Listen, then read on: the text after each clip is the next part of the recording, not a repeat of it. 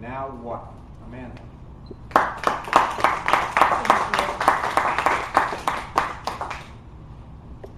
Hello, fellow Toastmasters and guests. Thank you very much. So college was never an option for me. My dad didn't go to college, so after high school, you just go to college. That's how it goes.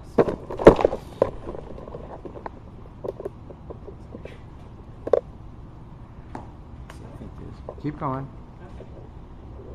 So Should do it. I went to college, did what I was supposed to, went to junior college, then college, and graduated with good grades. I really liked college. But afterwards, I didn't really know what to do. So I called my dad. I said, all right, Dad, went to college, now what? I don't know, get a job. Makes sense, right? So I went out, I got a job. It has to do with my field. Did pretty well with it. Kind of boring, but jobs are boring. So I did that for about a year, made the money, paid the bills, but then I was getting a little antsy, so I called Dad again. I said, all right, Dad, went to college, got the job, now what? I don't know, buy a house. What? Okay. So I went around the town, looked for a house, whatever, put a down payment on a house I couldn't really afford, but then again, that's called investing. So that's what I did. I was working this job that kind of bored me, living in a house that was okay, trying to pay for it, you know, same old. Another year passes by. Antsy again. So I call my dad. All right, Dad, went to college, got the job, bought the house, now what? I don't know, get married. Whoa. That was not part of the plan. But wait a minute, I never had a plan. So that brings me to what I want to talk to you about tonight, and that is about making plans. Imagine yourself as a college student, and you need to make a plan. And the first thing that you need to know is that you are able to make a plan for the future and still enjoy your today. So don't be freaked out about that.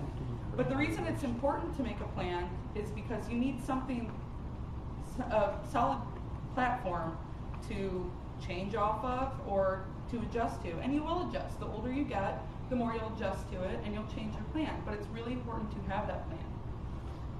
Most college students, the typical college student will change their major 3 to 5 times in their 4 years, which extends that 4-year period.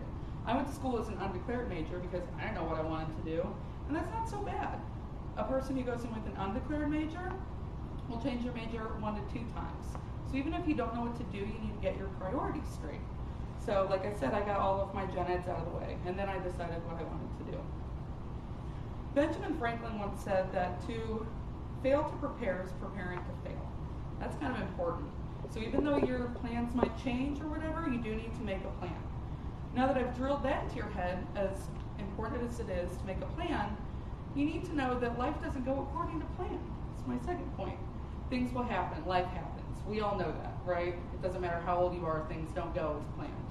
For instance, my friend Jenny, she always wanted to go to grad school. And she planned for it, she worked extra jobs, she got the scholarships, everything. And 2 weeks before she was supposed to go to college, her mom was diagnosed with cancer. Jenny had to change her plans. She had to adapt to the change, which we all do. And one thing that you need to know is that if you understand that life is going to change, it's easier to change. It's easier to adapt to the change if you already have a plan, because once again, you have that platform to go off of. And this brings me to, well, let me tell you, okay, has anyone ever seen Rocky? Please tell me you've seen Rocky, right? So if you think about that life doesn't go according to plan, aren't most all great movies based off of that? Who ever thought that Apollo was going to beat him in the first one? Did anyone watch it for the first time and they go, what? Who? What? But that gave us the second one, the third one, and so on and so on and so on. So it gives you a good movie, but think about some of your favorite movies. Things don't go as planned. That brings me to my third point. And my third point is that there's a man named Eric Ries, and he wrote about lean startup companies. And he has this idea called the pivot theory. And what the pivot theory says is that basically you keep one foot planted where you know it is, everything that you've learned, the solid backgrounds that you've learned, and you put one foot forward. And what you're doing is you're kind of going into the future but still relying on the past and what you've learned.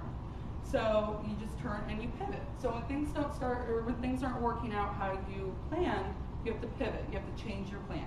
And that's not such a bad thing. It can be scary, but if you've made a plan and you understand that things change, it's a little easier to do that.